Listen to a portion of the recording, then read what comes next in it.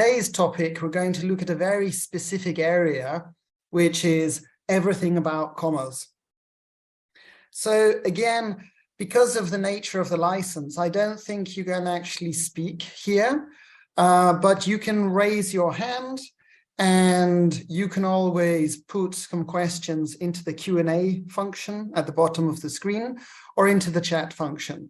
So if you have any questions or thoughts or comments, you can just put it into writing. Okay.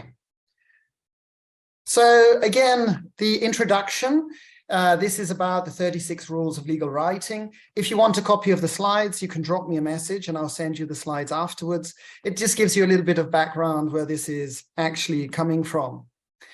In my book, The 36 Rules of Legal Writing, I took an examination at it about which of these rules are actually connected to commas. Because one of the biggest mistakes and one of the most dangerous mistakes I've noticed that lawyers are making in their writing is actually regarding commas. Commas are more difficult and challenging than you might expect in English. And while for 99% of people this doesn't really matter, when we're looking at legal writing, it very much does matter. And so I highlighted from the 36 rules where there's an impact or a connection with the commas. And as you can see, there's a good, I don't know, 7 or 8 of these most common rules in legal writing in general, which actually have some kind of impact upon the commas. So, and again, in the book, each of the 36 rules, it has its own pictogram, and that's to help you in remembering that rule so that when you remember it, then you can apply it more easily into your writing. Now, taking a step back and looking at punctuation in English, you can see this slide here, which I put together, which shows that there are many different punctuation names in English. And the good news is, guys, that actually most of these you won't need to use at all, and you don't need to even know them. So yes, you will need to understand the apostrophe, the colon. You'll probably never need to use exclamation mark, hopefully, in legal writing and legal collocation. Many of these are not necessary. But the one which has the biggest impact and the highest ramifications for lawyers is the comma. And in my 20 years of legal writing training, I would say that this is the one which, let's just look at native speakers. When I'm training lawyers from the United Kingdom or from America, everybody for some reason seems to think that they understand how to use the commas. But then when you look at actually what they're doing, they don't. Very few, even lawyers, very few lawyers actually know what they're doing with commas. And I'm talking about native speakers of English. And if you take a step back and then you look at the non-native speakers, there's a different set of problems that we can have with the rules of commas, in that maybe half of the rules look similar to your language. So if you speak a Romance language or a Slavic language, some of the rules of commas look similar. They look just similar enough that they're going to confuse you and make you do the mistakes regarding the other rules of commas, which are not the same, which are very, very different and can be quite strange in legal writing. So I've done some research into this. I'd like you to see one example. And this is actually an example which is from a newspaper article from about 15 years ago in Canada. And this is a real example of a clause where the not very clear use of the commas actually led to a legal dispute. So let me read this to you. This agreement shall be effective from the date it is made and shall continue in force for a period of 5 years from the date it is made, comma, and thereafter for successive 5-year terms, comma, unless and until terminated by 1 year prior notice in writing by either party. So as a legal writing expert, if I was to see that you had written a sentence like this, my first advice would be that you should kill it. You shouldn't be writing sentences like this. This is far too long. This is far too complicated. You're trying to say too much in one sentence. It's archaic, it's legalistic, it's verbose. And my attention would be drawn to those 2 commas. Straight away, I can see that you've put 2 commas into that sentence, and that would be a red flag for me. I would really recommend that you have something which I call comma phobia. You should be very afraid of the commas. Unless you're 100% sure exactly what you're doing, don't do that. Don't use the commas. So my first thought on seeing this kind of monstrosity of a sentence would be, no. You're trying to do too much in one sentence. Keep it simple, silly. Apply the KISS rule. Chop the sentence up into 2 or 3 little sentences, and then there's going to be more clarity. Well, unfortunately, this is a real example of legalese, of legal writing. And the lawyer didn't do that. They put this into the terms and conditions of the contract. And what's the issue? Let's imagine I am a party to this contract. And let's imagine I sign this contract and I want to escape the contract as soon as possible. How quickly can I escape the contract? Because it's saying, okay, this contract is valid for 5 years. I get the idea. Then there's a comma, all right? So there's some other kind of information here. And it says there's going to be other 5-year terms. Okay, fair enough. We have the initial period of 5 years. And if we want to continue it, then it's going to be for 5-year terms. That's okay. I don't want to continue it. I just want to escape as quickly as possible. But then we are saying, unless and until terminated by 1 year prior notice. Aha. Now, this is where there's the ambiguity. If I throw away the information between the commas, because I don't care about the successive 5-year terms, does that mean that this 5-year term contract can be escaped if I give notice of 1 year? Maybe that's how I would like to interpret it, because I want to escape it as soon as possible. In this case, I can escape after basically 1 year. The other party, however, they might argue that this contract is valid for a period of 5 years. And then if you want to continue it for 5 years more, you can, unless you terminate with 1 year prior notice. So then that means, I'm guessing at the end of the 4th year, I have to give notice. And then I can escape after 5 years. So there's quite a bit of ambiguity here. Now, if you want, I can actually send you the newspaper article about this disagreement. And this is a real case that went to court. And I think the only people who actually win in this case is the lawyers. It's the lawyers who are representing the parties. Because you can have an expert witness, you could hire me, and I would argue on one direction. So I think I have a very clear understanding what this really means. But you could also hire another expert witness on the other hand, who would give you a very different argument. So one guy would say you can escape after a year. Another guy would say that you can escape after 5 years. And of course, we can look at common business practice in the industry. We might be able to look at supporting documents or the whole and complete agreement. We might be able to look at the languages of the contract. So which language takes precedence? So this is actually this was in a Canadian contract. So it was written both in English and in French, but one language would have preference. And so maybe that would help. So this can be a horrible mess. We'll come back a little bit later in the presentation today to this paragraph. But what you can take away from this is, to begin with, apply the KISS rule. Keep it simple, silly. Do not make long, complicated sentences, because you can get into trouble and ambiguity like this sentence. It's totally fine to have subject, verb, object, full stop. Subject, verb, object, full stop. This isn't poetic literature. This is legal writing. Clear, concise, simple sentences, totally, totally fine. And the worst possible thing is to make, we saw this the last time, the Tolstoy mistake. You have a flow of consciousness, very long sentence, many different bits and parts to the sentences, and you take a beautiful handful of commas and you scatter them across the page. That's just asking for trouble. And that's exactly what's going to happen if you start trying to literally translate from language 2 into English. You're going to get some weird and wonderful grammatical structures.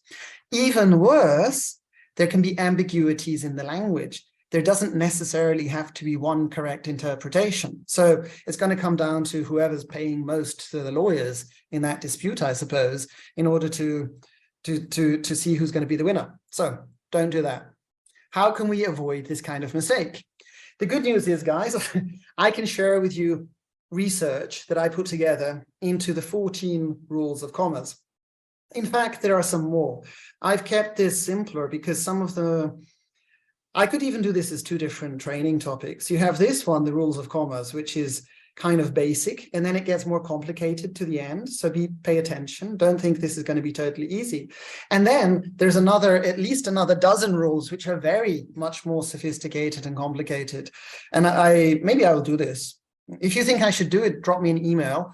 The advanced rules of commas. But for today, we're going to begin with these basic ones, which, as you will see, are not going to be so basic after all. What I really didn't like when I was reading different legal writing books, and especially grammar books, is that there are so many different things to remember. After verbs, for conjunctions, and these clauses, and this, and this, and this, and this. I don't think it's really possible to remember all of these rules. Maybe what happens is experienced lawyers, just through years of practice, they kind of get a feel for that. But let's imagine you're a more junior lawyer. You don't have time for this. So I tried to simplify this. When I was teaching legal writing, I tried to simplify this as much as possible based on my experience in editing memoranda and contracts, a task, by the way, which I can tell you I pretty much hated. I didn't enjoy it, but it was necessary. And what I did gain from this is there are some specific rules of commas which lawyers should pay attention to, and there's not a lot of them. If lawyers are going to mess up and make mistakes with the commas, quite often they correspond to not following one of these rules. So we're going to look at these 14 rules. And again, as I go through this, if you have any comments or thoughts, you can drop a line into Q&A or chat. So we're going to look at the 14 rules of commas. I'll be showing you some of the most common mistakes. And then at the end, we're going to be looking at a thing which maybe somebody else made it as well, because it's kind of obvious, but I didn't see it. Something called comma diagrams, how you can pictographically recreate and represent complicated sentences in order to help you to pull them apart and analyze what they actually mean. So we're going to look at the rules of commas, these 14, and then we're going to look at comma diagrams, which would be very useful if you found yourself in the horrible situation of having to decipher what something like that actually means, or something even more complicated. So, rule number 1, the rule list of commas. You might think this is the same as your language. It's not. We use commas to separate 3 or more items in a series, but not 2 of them. So any Tom, comma, Dick, comma, or Harry can learn to use a comma. Or we would say any Tom or Harry can learn to use a comma. Please note that you do put the comma before or Harry. A, comma, B, comma, or C. When you have 3 elements, you put the comma before the last one. This is more commonly seen in and. A, comma, B, comma, and C. Please note this isn't what we do in British English, and there's a good chance you studied British English. In British English, we do A, comma, B, and C, full stop. You shouldn't do this for international legal English, because then there's an ambiguity. If you say A, comma, B, and C, we don't know how many elements you have. Is it A and B and C? Or is it A and B with C together? Is it a compound element? So for this reason, in international legal English, you always separate the third or the last element in a series with a comma. So we would say comma or Harry. The lawyers wrote, comma, studied, comma, and learned. You've probably heard about this before. It's called the Oxford comma. And there are different linguists and different specialists. Some would be arguing that you don't say comma and, others would be saying that you should say comma and.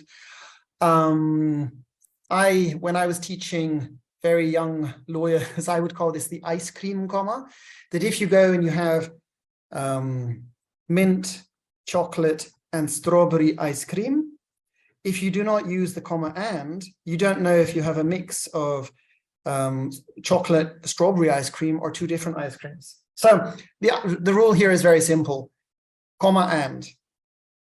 Okay, fair enough. The rule of adjective commas. Now, if you have adjectives which are similar, Jane is kind, considerate, Jane is a kind, considerate, caring individual, then you separate adjectives which are of the same type. We can say that kind, considerate, and caring is the same type, so we separate them with a comma. A big mistake that lawyers make is you do not put a comma after the last adjective. You do not say kind, comma, considerate, comma, caring, comma, individual. No. However, if you have adjectives of different types, then there's no comma. I liked his expensive blue suede shoes. Maybe you've studied this before. There's a wonderful grammar book which I used in teaching English many, many years ago, called Murphy Grammar in Use. And then there's a horrific chapter in this book about the order of adjectives. And it turns out that in English, we have different categories of adjectives, and they have to be in a specific order. And it doesn't really make a lot of sense. So I find that is quite a difficult one to teach and to explain. I can imagine it's a difficult one to study. In any case, regardless of the type of the adjective, if they're different types, you don't put commas between them. If they're the same type, the same category, then you do put commas between them. And this can also in itself create some ambiguity. If you're not sure if something is or isn't the same type of comma, the same type of adjective, change it. Change it to make it more categorically different or even closer to the others. So that's about the rule of adjective commas. Be careful how you use commas in adjectives. A nice type of comma, I just call it the start comma or the time comma. As far as I am concerned, comma, Thanksgiving is a boring holiday. One way to think of this is that if you have your main sentence, Thanksgiving is a boring holiday, if you're going to give some thoughts or start or time expression at the beginning, you put that with a comma. I think we need to remember that in the last session, I call it the SVO rule. In English, we like our subject, verb, object. We like our main idea. And what you really shouldn't be doing as a lawyer is breaking that SVO or breaking that main idea. So you can put your extra information or your time expression to the start, like in this sentence, as far as I'm concerned, Thanksgiving is a boring holiday. Or you can put your information at the end. Thanksgiving is a boring holiday, comma, as far as I'm concerned.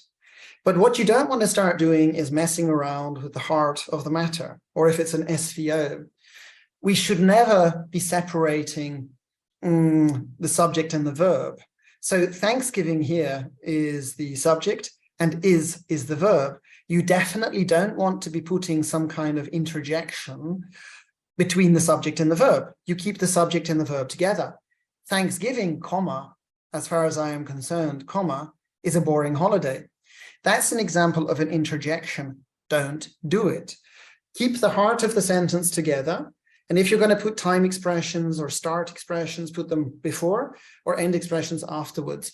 Do not break the SVO rule. Do not put interjections between subjects and verbs and objects. And be very careful if you're going to start putting lots of different SVOs into one sentence. You can just make things very complicated. So start commas, an expression at the start of a sentence. You can see this with many expressions like however, comma, unfortunately, comma, in my opinion, comma, yesterday, comma. So there are many start commas, many introductory expressions. That's the same, I think, in a lot of different languages. Of course, we can use the rule of time-space commas. If you have dates, so Adrian was born on February 27, 1987. And if you have addresses, meet me at 22 Arcadia Street, Antigonish, Nova Scotia. Yeah, so if you have dates and if you have addresses, you would be using commas. You need to be quite careful, however.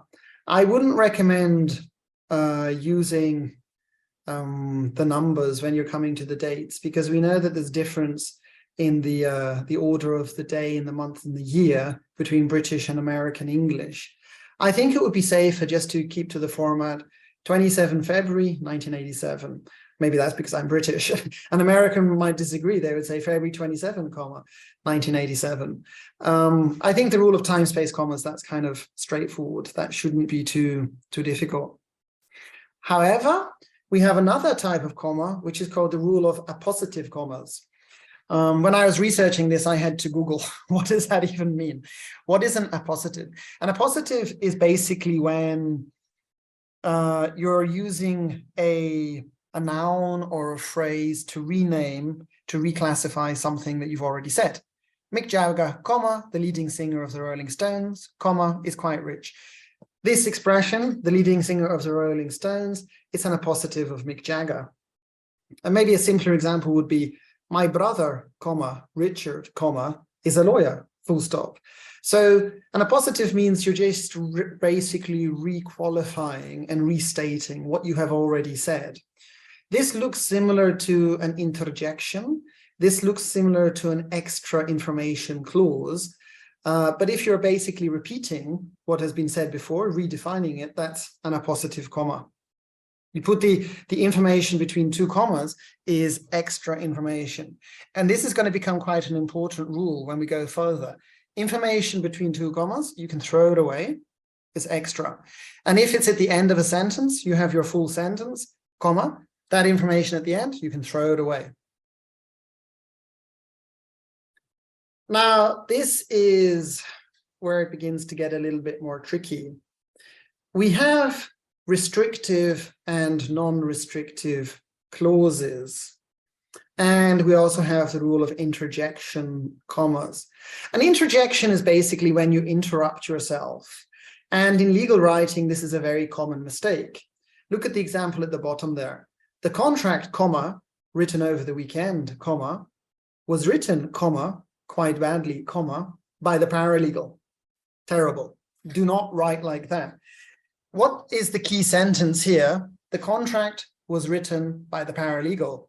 That's the key sentence. And how have we mutilated that sentence? We've put in two interjections. We've put in two pieces of extra information. We have separated the object and the verb by entering written over the weekend. And we've separated the passive verb from the subject with how they had done this adverb, quite badly.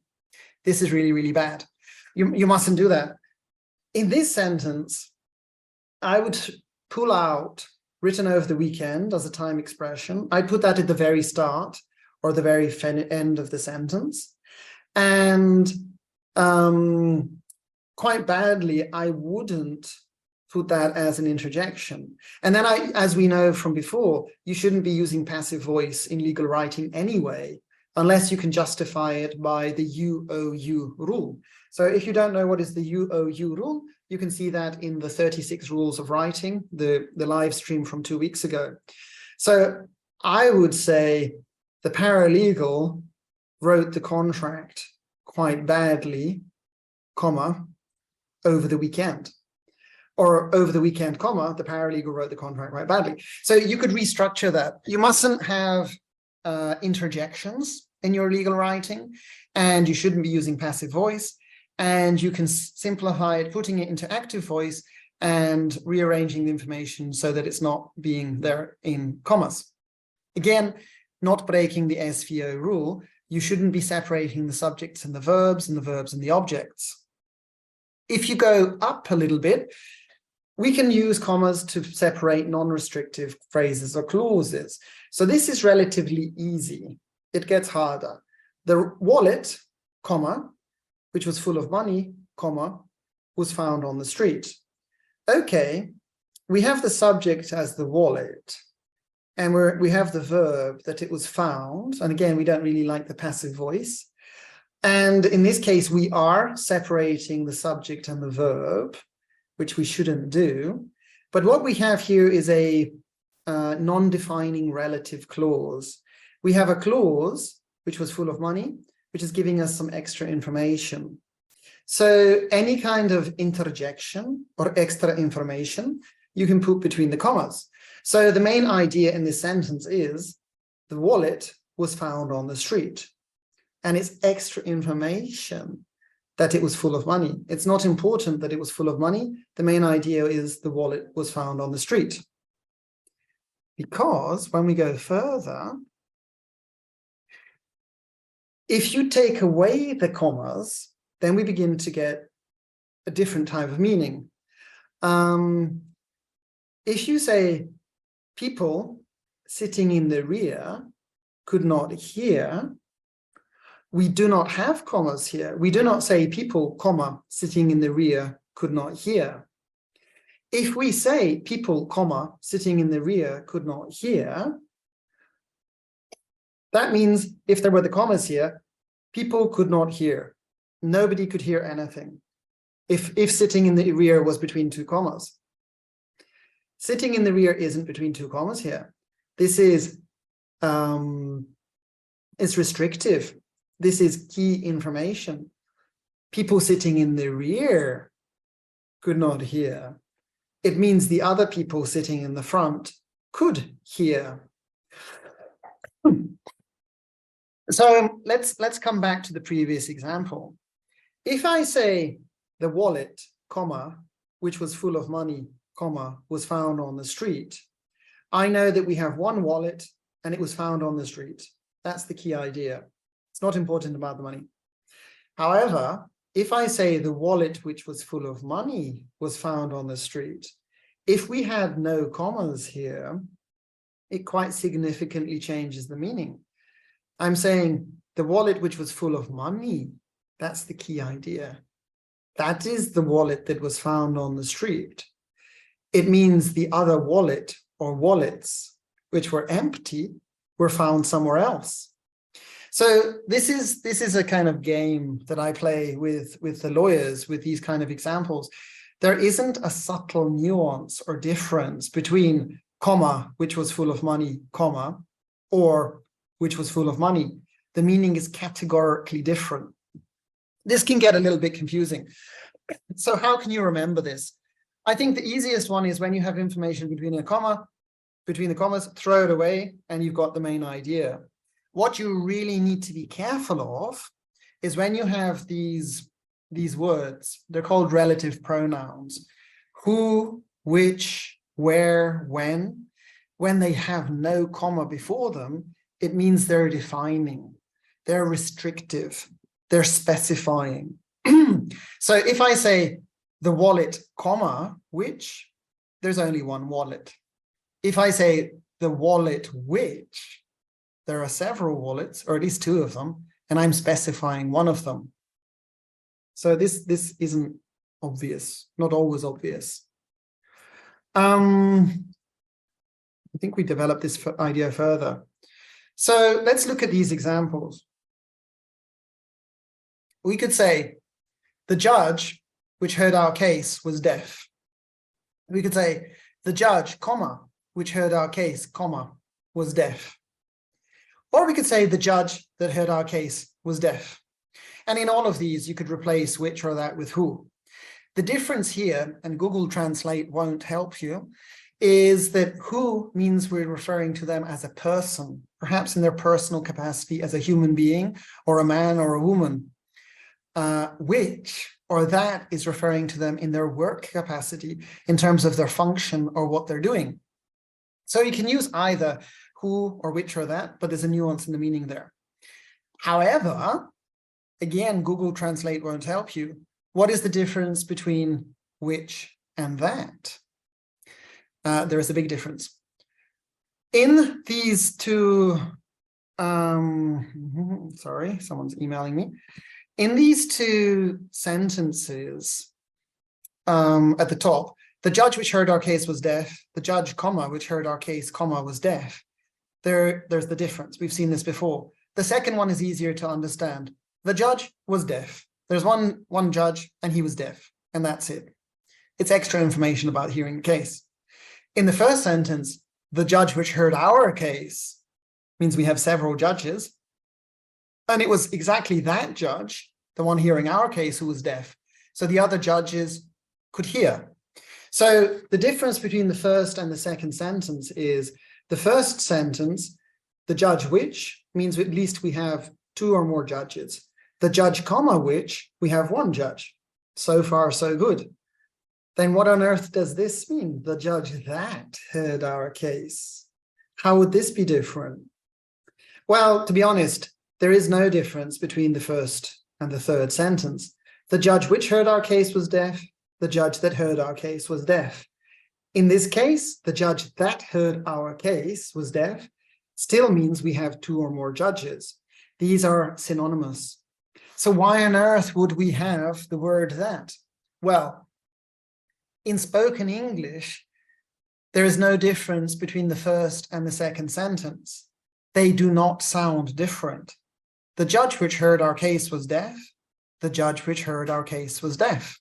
So in spoken English, you have no idea if I'm talking about one judge or many judges, because which can be defining, which means no comma, or it can be non-defining, which means with a comma. However, that can never be non-defining. That can never give extra information. So a simple way to remember this is comma that doesn't exist. That is always comparing. So that's why we have it, because in spoken English, the judge that heard our case was deaf. We know that there's two or more judges. In spoken English, the judge which heard our case was deaf. It doesn't mean necessarily there's one judge or many judges. It's ambiguous because you can't hear the commas. So we would use the judge that heard our case was deaf in spoken English to emphasize that there are several judges. Unfortunately, you just don't know. When a person says the judge which, it could be one or the other. Okay, but in written English, that's the difference. Yeah. Yeah, the judge which has the same meaning as the judge that, which is comparative, and the judge, comma, which is extra information. Next, I wrote the contract which you wanted. I wrote the contract which you wanted. I wrote the contract that you wanted. Again, the first and the third sentences exactly have the same meaning. It's just in spoken English, it would be easier to understand that I wrote the contract that you wanted means we have several contracts. And the difference between the first and second sentence, the second one is always easiest to understand. I wrote the contract, we have one contract, and you wanted it. Fair enough. In the first sentence, like in the third, I wrote the contract which you wanted means there is another contract or contracts which you didn't want and I hadn't written them. Again, this sounds confusing. The difference is simply the number of contracts. I wrote the contract which you have two or more. I wrote the contract, comma, which you have one. Okay, I'm not sure if this is very boring, so maybe I'm laboring the point, but we'll move on to the next rule in a moment. I like this example. I usually use this example when I'm teaching legal writing and punctuation. My wife, comma, who is a lawyer, comma, was at court. My wife, who is a lawyer, was at court. In spoken English, these can have exactly the same meaning, but I hope by now that you understand that there is a very significant difference between both of these sentences. Here in Prague, so I live in Prague in the Czech Republic in Europe, the first sentence would be more common. My wife was at court. You have one wife, and by the way, she's a lawyer. The second sentence in the Czech Republic, at least, would be kind of unusual. My wife, who is a lawyer, she's the wife that was at court. It means you have another wife or wives who are not lawyers, who were not at court. So how can you remember this? My wife, comma, who? You're giving extra information about your one and only wife. My wife, who?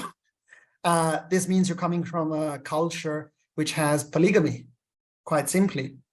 So if you were saying my sister who, my brother who, my friend who, both possibilities would exist. You could have one or several of them. If you're talking about my mother, my father, my wife, my husband, usually, at least in the Czech Republic, you have one of them. So the example of my wife who, my mother who, my father who, this would be rare or unexpected. Another rule of commas, this is quite a nice simple one. It's called the conjunction comma. So if you have, we know that we like the SVO, subject, verb, object. I like coffee. Fair enough, no problem. Lisa prefers tea. Fair enough, that's good as well. We have SVO and we have SVO.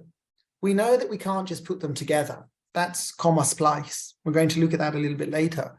So we put a conjunction between them. I like coffee, comma, but Lisa prefers tea, full stop. So the rule of conjunction commas means if you have a conjunction which is going to connect two different clauses, you put comma but, comma and, comma because, comma since, comma or, etc. So another way to look at this is a comma which shows a change in direction of your sentence.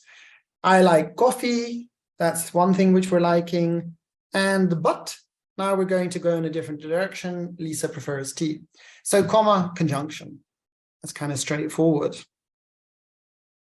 We also have independent commas and conditional commas. Again, this one is different from many languages. No matter how hard I try, comma, I'll never forget you. All right, so here we have an independent clause, no matter how hard I try, then we can say, comma, I'll never forget you. And then we have the main idea. So this begins to look a little bit like the start comma. However, be careful with the conditionals. In English, you would say if A, comma B. So if you open the window, comma, the room will get cold. But if you change the clauses of a conditional sentence, there is no comma, unlike, for example, in Slavic languages.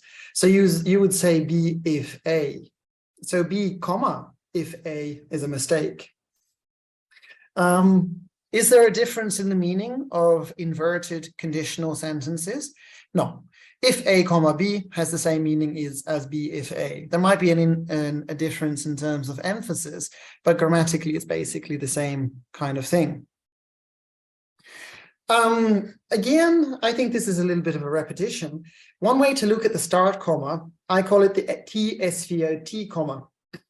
So we keep the SVO as the heart of our sentence, put a time expression before it, you separate it with a comma, or put the time expression afterwards. Since it was raining, we decided to go to the movies. We decided to go to the movies, that's the SVO, the heart of our sentence. But you could just as easily say, we decided to go to the movies, comma, since it was raining. So this T, we put it at the start or the finish or the end. Once the movie began, I fell asleep. I fell asleep once the movie began. You get the idea. And as we've seen before, whatever you do, you don't start messing about in putting extra clauses or interjections into your SVO, into the heart of your sentence. That's not a good idea. This is where it's a little bit tricky as well. So in English, I think there are three main parts of punctuation that present difficulty for at least native speaker lawyers. So we don't have problems with apostrophes or full stops or dashes and hyphens and so on, double quotes. No, we do have problems with a trinity of punctuation. The colon, which is the two dots, the semicolon, which is dot and a little comma, and then of course the comma itself. And the crazy thing is, I noticed that many British and American lawyers don't use colon or semicolon because I think they're afraid of them, although they're actually pretty simple. They each have maybe 3 or 4 rules to learn regarding the use of colon and semicolon. And they use commas everywhere because they think the comma is easy, which it's not, and it's very dangerous. There is an implication and a connection between the rule of colon, comma, or actually I should be writing here the rule of semicolon, comma, and comma. So if you have a semicolon, for example, I have a big test tomorrow. That's a full idea. I'm feeling confident about it. That's a full idea. You can put the semicolon between 2 sentences which are somehow connected. I have a big test tomorrow. I'm feeling confident about it. Both of these are grammatically complete and could stand independently. Therefore, you could separate them with a full stop. Because they have a connection, you can separate them with a semicolon. I have a big test tomorrow, semicolon. I'm feeling confident about it. That's okay. But is it? This begins to look like you're doing the comma splice, SVO. So in this case, it would be better to add a conjunction or an introductory clause, like however, to show some kind of contrast. I have a big test tomorrow, semicolon. However, with a capital, because it's the start of the second full idea, comma, I am feeling confident about it. That's okay. If we were going to be pedantic, we wouldn't be able to say, I have a big test tomorrow, semicolon, but, comma, I'm feeling confident about it. This wouldn't be a good idea because if you want to be pedantic, you can't start a sentence with a conjunction, at least in British English. And, but, because, don't start a sentence with it. And you don't need to. You can change and, but, because, or these different conjunctions into other expressions, like in this case, however, and replace it. Okay, so we shouldn't be doing SVO, semicolon, SVO. So we have 2 full ideas. We could do SVO, semicolon, introductory expression, comma, SVO. That's okay. Next sentence about a list. I need to buy some groceries. Milk, bread, eggs, and cheese. Actually, I think that's a typo. Forgive me. I would put here a colon. I need to buy some groceries. 2 dots. Milk, bread, eggs, comma, and cheese. There's no capital on milk because it's not a full idea. It's simply a list. This list cannot stand by itself. Therefore, a semicolon would be a bad idea. And we do comma and. All right. Next, this is a little bit more complicated. If you have a list of elements, we separate them with colon, with the commas. A, comma, B, comma, and C, full stop. That's okay. If you have a list which has elements of elements, you separate them with semicolons. The semicolons become a super comma. I need to buy some groceries. Okay, that's a full idea. Fair enough. Now we're going to make a list afterwards. But our list has multiple part elements. So we put a semicolon here, not a colon.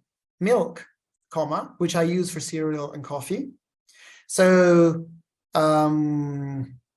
we're giving extra information about the milk. So we separate it with a comma. Then the next idea, semicolon, bread, comma, which I prefer to be whole wheat. Some more extra information about it, semicolon. Eggs, comma, which I like scrambled, semicolon. And with a small a, because this is not a full idea or a new sentence, cheese, comma, which I use for sandwiches. Again, you might disagree about starting the last element with and, but this you could put as well as, I suppose. So what do I mean to say here? Yeah, you can make a list A, comma, B, comma, and C. That's fine. And if you have a complex list of multiple parts, you replace the commas with colons, and then inside the elements themselves, you would separate the information with commas. And paying attention to the capitalization of the next information. If the next information is a full idea which can stand by itself, you capitalize it. If it isn't, then you don't. Quite simple, maybe. The next rule of commas, maybe this is, I think this is the last rule of commas before we look at the comma splice and comma diagrams, is called the rule of the left comma. So this is something which is different between English and your language. And you need to learn it. So when we are switching to direct speech, when you're writing what somebody had said, the comma always comes left. So look at this example. The professor said, comma. So now we're going to switch to direct speech. Double quotes. Today, comma, because that's a time expression. It goes at the start of the sentence. We will study drafting, comma, double quotes, because we're moving away from direct speech. And then added, so that's an interjection, comma, double quotes, but only as far as the end of the chapter, full stop, double quotes. This can be a little bit complicated. So what you do is you remember that when you're going to be talking about direct speech, the comma or the full stop, the exclamation mark, the question, it always comes left of the quotation marks. So what do we see here? It's a pity I can't highlight it for you with my pen. Comma, double quotes, comma, double quotes, comma, double quotes, full stop, double quotes. Simple. That's the left rule of comma, the rule of the left comma. And then if we're going to be putting any commas inside the direct speech, then we do, following the other 13 rules. Like here, today, comma, we will study drafting. So maybe if you had to, I don't know, when would a lawyer use this? If you were taking down a witness statement or quoting people, maybe you would need it then. So I think I mentioned this before, the comma splice. This is such a common mistake with commas that it's got its own name. The comma splice is when we have two clauses and we try to join them with a comma. Greg had too much to drink, comma, he got hiccups. Wrong. SVO, SVO, you cannot keep two SVOs together with a comma. You could say Greg had too much to drink, semicolon, he got the hiccups, because these two ideas can stand by themselves. In that case, although it's a matter of style, I would recommend putting that H as a capital. Greg had too much to drink, comma, and he got the hiccups. This would be SVO, comma, conjunction, SVO. That's okay. And because Greg had too much to drink, comma, he got the hiccups. Here we're doing conjunction, SVO, comma, SVO. Again, not everyone would agree that you can start the sentence with a conjunction. So maybe this would be more American English, perhaps. But in any case, any of these three options would be better than Greg had too much to drink, comma, he got the hiccups. So SVO, comma, SVO, a bad idea. The same idea is here. His roommate was the driver, comma, she took him home, full stop. That's again the comma splice. You can see the three possible ways to resolve the comma splice. What sometimes lawyers do, guys, just between you and me, it's really pretty bad, is they do a flow of consciousness where you would have SVO, comma, SVO, comma, SVO, SVO, SVO, comma, comma, comma, comma. No, don't do that. Chop your sentence up. Apply the other rules, like these three examples. Apply the KISS rule. Now, the last thing that I'd like to share with you is something which I invented it myself, but actually I can't take credit for this because I'm sure it's such an obvious idea that you can probably find it in different grammar books. When I was trying to interpret or analyze very complicated sentences, I tried to draw it as a picture. I have maybe more a visual memory. So in this case, the lawyer wrote the contract. That's easy. Subject, verb, object. I would represent that by a line. Yesterday morning, comma, the lawyer wrote the contract. This is still quite a relatively simple clause diagram. Yesterday morning, and that little comma line is the comma, the lawyer wrote the contract. And if we had a green pen, the second part, the bigger part of the sentence is the main idea. Yesterday morning is extra as a time expression. We can throw it away. We could put it at the end. The lawyer wrote the contract, comma, yesterday morning. Still, that heart of the sentence is the lawyer wrote the contract, and we don't want to mess with that. We don't want to put in interjections. For example, like this: yesterday morning, comma, the lawyer, comma, whom we hired, comma, wrote the contract. Classic legal writing mistake. We're separating the subject and the verb. We're separating the lawyer from the verb of wrote, the lawyer wrote, with an interjection, whom we hired. So in the clause diagram, whom we hired is a relative clause. It's a piece of extra information. So we represent that with a circle, and it's extra. So we put 2 commas on either side. So we could throw it away. And in fact, we should throw it away. We shouldn't be putting it in between the lawyer and wrote. So this is a sentence breaking the SVO rule. And 2 little points here. Classic mistake is the difference between who and whom. Who is always the subject. Whom is always the object. So I could say the lawyer whom we hired, they receive the verb, so it's an object. Or the lawyer who hired us is the subject. So be careful about who and whom. Who is the subject, whom is the object. And interestingly, any relative pronoun, who, that, which, where, when, if it is the object, you can throw it away.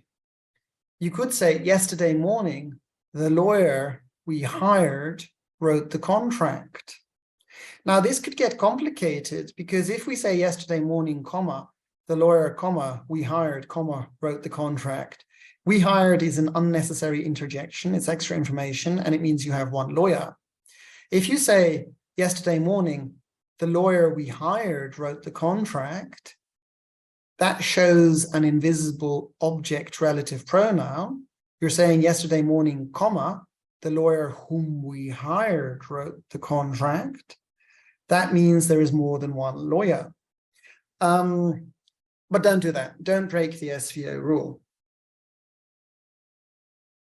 You could say yesterday morning, comma, the lawyer wrote the contract, comma, which we needed. This is relatively simple. Which we needed is an extra clause. Which we needed, we're putting it at the end of the sentence. Because it's extra, we put it with a comma. So the key idea here is the lawyer wrote the contract. It's not important that it was yesterday morning. We put that time expression to the start. And it's not important that it was necessary for us. So we put it at the end after a comma. Again, if we took away that little comma, that little dash down before the circle, it would be yesterday morning, comma, the lawyer wrote the contract which we needed. In that case, again, we are talking about that there are other contracts which are unnecessary. So we're changing the number. Yesterday morning, comma, the lawyer wrote the contract, comma, which we needed, comma, but the paralegal forgot to post the contract. Okay, so we can throw away yesterday morning. That's not so important. What do we have here? The lawyer wrote the contract. It's the main idea. Which we needed is a clause between commas, so we can throw it away.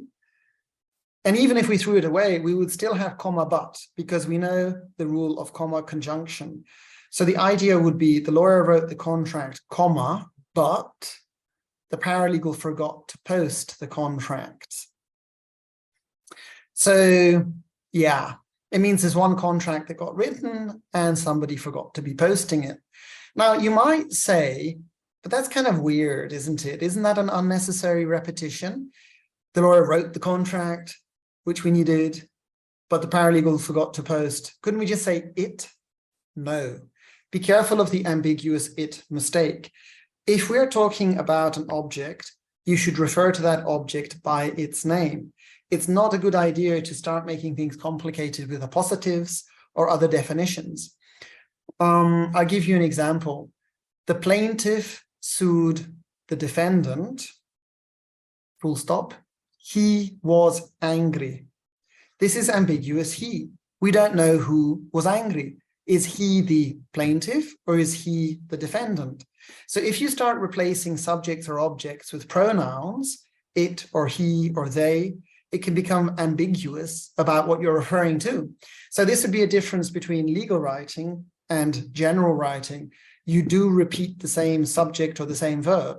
The lawyer wrote the contract, comma, which we needed, comma, but the paralegal forgot to post the contract. So be careful about the ambiguous pronouns. Yesterday morning, comma, the lawyer wrote the contract, comma, which we needed, semicolon. However, comma, the paralegal forgot to post the contract that our lawyer had written.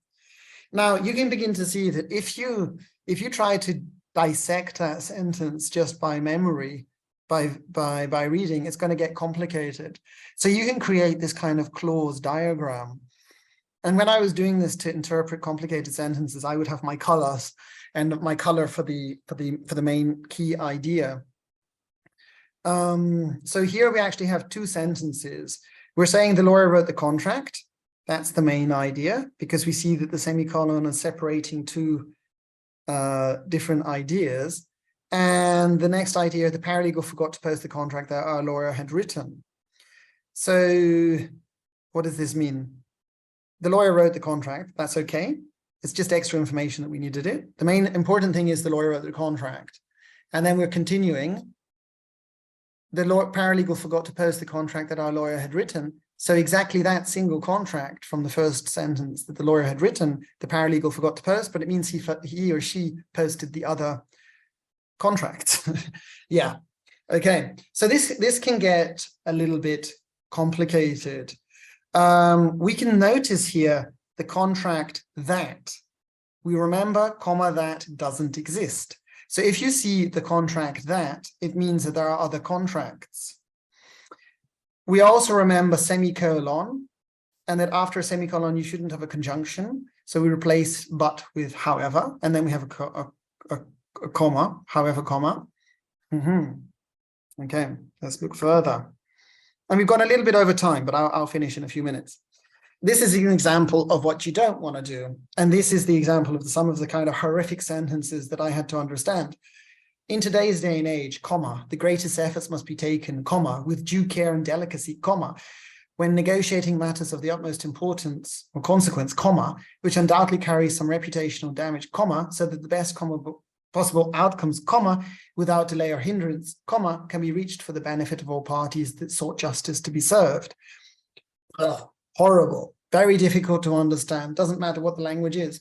If you then put it into a clause diagram, you get that clause diagram, and then you can begin to interpret and analyze it, probably easier with the clause diagram than if you had just been looking at that kind of horrific legal writing. So again, my advice here is very simple. Don't. Just don't do that. That's horrible. Coming back to that first sentence, this agreement shall be effective from the date it is made and shall continue in force for a period of 5 years from the date it is made. That's our key idea. So we got something about the 5-year period.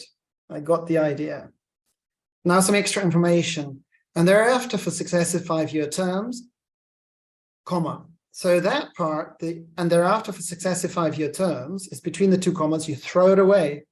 But it does mean that that second part of information, unless terminated, that connects to the first part. So this is not simply extra information there. This agreement shall be effective from the date it is made and shall continue in force for a period of 5 years from the date it is made, comma, unless and until terminated by 1 year prior notice in writing by either party. Therefore, this means you can sign the contract today and give notice of termination tomorrow, and a year from tomorrow, you're free. So that would be the interpretation if you're going to look at it through clause diagrams. And that was a very expensive litigation. They didn't they didn't reach that kind of simple conclusion like I just told you. Okay, so guys, I think we've got to be careful in terms of the timing. Email me if you'd like a copy of the slides. Unfortunately, the slides don't have text slides because I just decided to talk about this stuff. I'm going to edit this video today and put it onto YouTube with subtitles. But if you want a copy of the slides, I'm happy to give it to you. If you have any requests for the next legal writing topics or content, it's going to be on Wednesday, the 22nd of March. So not next week, but the week after. I find that there's a lot of interest in the legal writing, even more than legal sales. So if you've got any requests or ideas, drop me a message, jjmcveigh@nixedonia.com, and I can integrate it into the next session.